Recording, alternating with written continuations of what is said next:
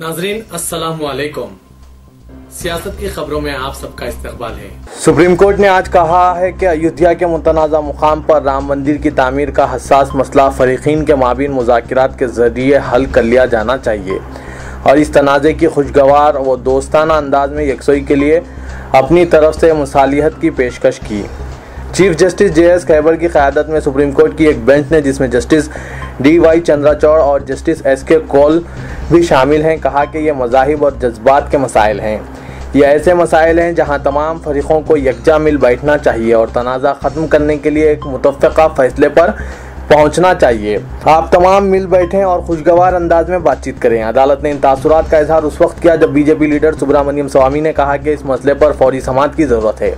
स्वामी ने कहा कि 6 साल से मुकदमा ज़ेर तस्फिया है और इस पर फौरी समाअत की ज़रूरत है।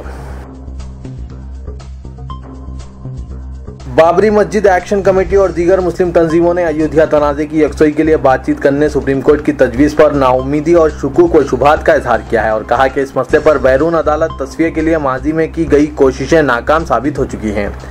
अयोध्या मुकदमे की एक फरीक बाबरी मस्जिद एक्शन कमेटी के कन्वेनर जफरयाब जिलानी ने कहा कि हम चीफ जस्टिस ऑफ इंडिया की सालिसी में मुज़ाकरत के लिए तैयार हैं। अगर सुप्रीम कोर्ट इस ज़िमन में कोई हुक्म जारी करता है तो हम इस पर गौर कर सकते हैं। सुप्रीम कोर्ट ने आज दिन में यह तजवीज़ पेश की थी कि मसला अयोध्या की यकसुई के लिए मुतफ़्क़ा फ़ैसले पर पहुँचने के लिए तमाम मुतालिका फ़रीक़ मिल बैठें और बातचीत के जरिए इस मसले को खुशगवार अंदाज में हल किया जाए। मस्जिद के इन्हदाम के बाद मुस्लिम पर्सनल लॉ बोर्ड के सदर राबे हसन नदवी ने कांची के शंकराचार्य से तहरीरी तजवीज़ तलब की, जिसमें उन्होंने कहा कि मुसलमानों को 3 मसाजिद पर अपने ईदा से दस्तबरदार हो जाना चाहिए, लेकिन ये बात काबिल कबूल नहीं है। All India Muslim personal law board के सेक्रेटरी जनरल मौलाना वलीउर रहमानी ने कहा कि हमें चीफ जस्टिस पर भरोसा है, अगर वो मुज़ाकरात में रहेंगे तो हम बातचीत के लिए तैयार हैं। मुस्लिम पर्सनल लॉ बोर्ड के मौलाना खालिद रशीद ने इल्ज़ाम आयद किया कि माजी में इस मसले की यकसुई के लिए की गई कोशिशों को सियासी जमातों ने नाकाम बना दिया। वज़ीर-ए-आला UP योगी आदित्यनाथ आज शाम कौमी सदर BJP अमित शाह की ख़ैमगाह पर पहुंच गए। शाह से इनकी ये अचानक मुलाकात थी जिसे पहले से तय नहीं किया गया था। जब वो एयरपोर्ट से मोटरों के काफिले के साथ जा रहे थे तो काफिले ने अचानक अपना रुख मोड़ लिया और अमित शाह की ख़ैमगाह पर पहुंच गए। दोनों की मुलाकात 1 घंटा तवील थी। अमेरिकी इंतजामिया का कहना है कि सदर डोनाल्ड ट्रंप की बेटी को सदारती महल यानी व्हाइट हाउस में एक दफ्तर दिया जाएगा, ताहम वो सरकारी मुलाजिम नहीं होंगी और ना ही इनके पास कोई ओहदा होगा। इस ऐलान से कबल डोनाल्ड ट्रंप की जानिब से जारिया साल 20 जनवरी को ओहदा सदारत संभालने के बाद इनकी बड़ी बेटी 35 साला इवानका को अमेरिकी एग्जीक्यूटिव पावर्स के लिए मरकजी अहमियत रखने वाले दफ्तर वेस्ट विंग में देखा गया।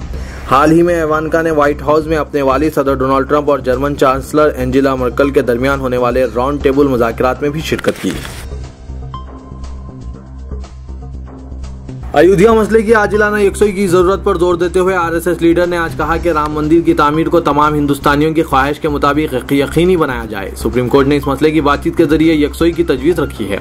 इसके बाद ही RSS, BJP और दीगर तंजीमें मुख्तलिफ उन्वानात पर बयानात दे रहे हैं। RSS लीडर दत्तात्रेय होसबोले ने कहा कि हिंदुत्व तंजीम धर्म संसद की जानिब से किए गए फैसले की हिमायत करेगी जिसने राम जन्मभूमि तहरीक मुनज़्ज़म की थी।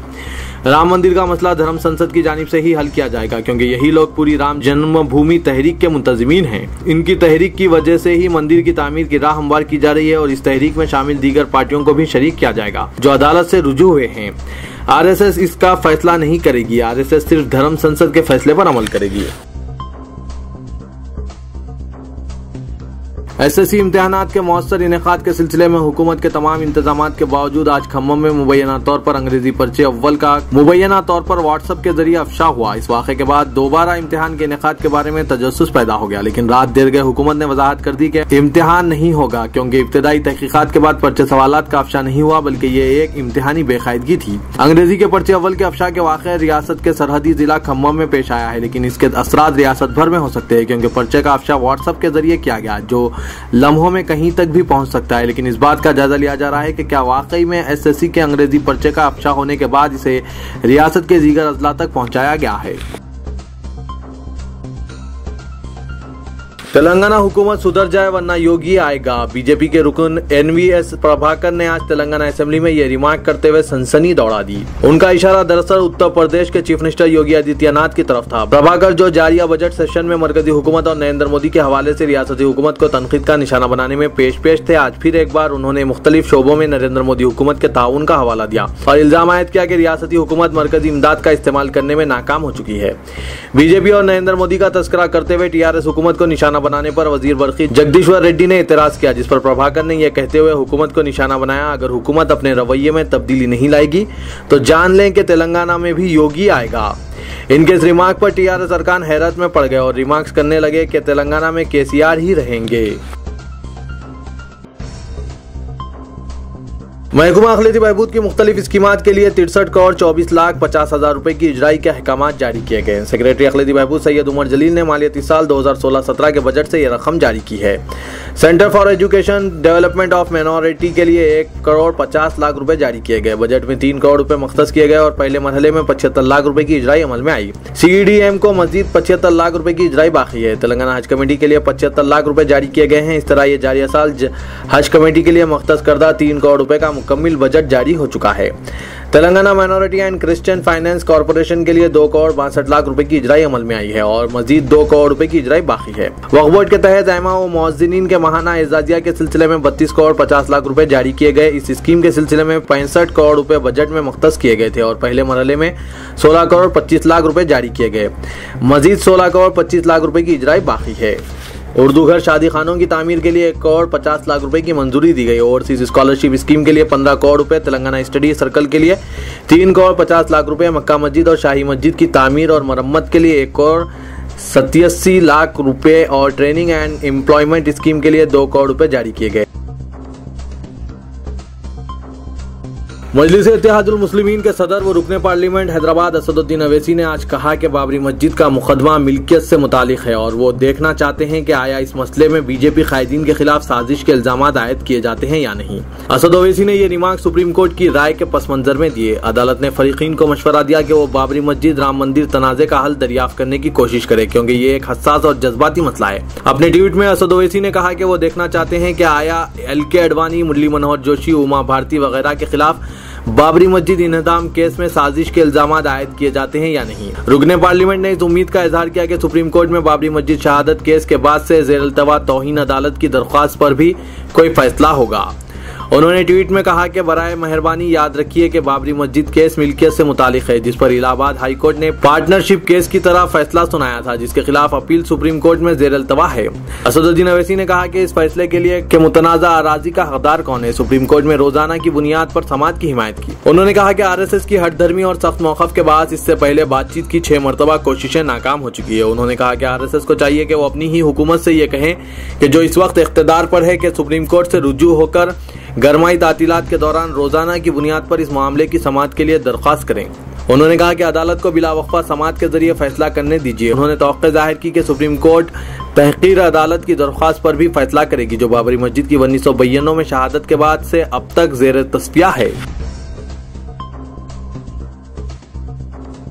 सदर ग्रेटर हैदराबाद कांग्रेस अखिलियत डिपार्टमेंट शेख अब्दुल्ला सोहेल ने उत्तर प्रदेश में बीजेपी की कामयाबी के लिए सदर मजलिस असदुद्दीन अवैसी की जानिब से कांग्रेस के बशमूल दूसरी सेक्युलर जमातों को जिम्मेदार करार देने को मज़ाइक़ क़ैस करार दिया। उन्होंने सेक्युलर वोट्स को तकसीम करने का मुकामी जमात पर इल्जाम आयद करते हुए कहा कि इश्तियाल अंगेज तकारीर करते हुए अक्सरियत तबके के वोटों को मुत्तहिद करने में बिलवास्ता ताउन किया गया। सेक्युलर वोटों की तकसीम से बीजेपी को फायदा हुआ है। शेख अब्दुल्ला सोहेल ने सदर मजलिस की जानिब से दिए गए बयान उत्तराखंड में मजलिस के मुकाबले के बगैर बीजेपी की कामयाबी पर उठाए गए सवाल पर रद्दमल का इजहार करते हुए कहा कि मुकामी जमात ही इसकी वजाहत करे क्योंकि यह जमात की जानिब से मुसलमानों के साथ दलित और समाज के दूसरे तबकात की नुमाइंदगी का दावा किया जा रहा है, तो जमात ने अपने आप को उत्तर प्रदेश तक क्यों महदूद रखा जबकि उत्तराखंड में मुसलमानों की आबादी 14% है। SSC इम्तिहानी मरकज की तीसरी मंजिल से एक तालिब इल्म ने छलांग लगा दी। ये वाक़या कंचनबाग पुलिस स्टेशन हुदूद में पेश आया। तफसीलात के मुजीब चंपापेट के साकिन भोपाल रेड्डी का लड़का संपत रेड्डी का इम्तिहानी मरकज कंचनबाग में वाक़े विद्यादयनी स्कूल था। वो कल हिंदी इम्तिहान के दौरान नकल नवेसी करते हुए पकड़ा गया, चुनांचे इसे स्कूल के हेडमास्टर रूम में बिठा दिया गया। इम्तिहानी अमला मुतालिका स्कूल या फिर वालिदैन को मतला करने के बारे में अभी गौर खौज कर रहा था कि तालिब इल्म ने अचानक दरवाजे से सर टकराना शुरू कर दिया। इसे काबू में कर लिया गया और कड़ी नजर रखी जा रही थी। कुछ देर बाद वॉशरूम जाने के बहाने उसने इमारत की तीसरी मंजिल से छलांग लगा दी। उसे फौरी अपोलो हॉस्पिटल मुंतकिल किया गया, जहां उसकी हालत खतरे से बाहर बताई गई। शहर में एक डॉक्टर के क्लिनिक में कत्ल की संगीन वारदात पेश आई। बताया जाता है कि मल्लेपल्ली में आज रात डॉक्टर सैयद सिराजुद्दीन अपने क्लिनिक में मरीजों की तशखीस के लिए आए हुए थे कि मुबैना तौर पर ब्रादर निस्बती ने उन्हें निशाना बनाते हुए कत्ल कर दिया। इस वाक़े पर इलाके में सनसनी फैल गई। इत्तला मिलते ही हुमायूं नगर पुलिस मुकाम वारदात पर पहुंच गई। असिस्टेंट कमिश्नर पुलिस आसिफ नगर मोहम्मद गौस मुहिउद्दीन ने बताया कि डॉक्टर सिराजुद्दीन ने हाल ही में तीसरी शादी की थी। समझा जाता है कि उनके ब्रादर निस्बती तीसरी शादी पर बरहम थे और दोनों में बहस व तकरार भी हुई थी। पुलिस को मकतूल डॉक्टर के ब्रादर निस्बती आजम पर शुबा है, जो पेशे से इलेक्ट्रिक कॉन्ट्रैक्टर है।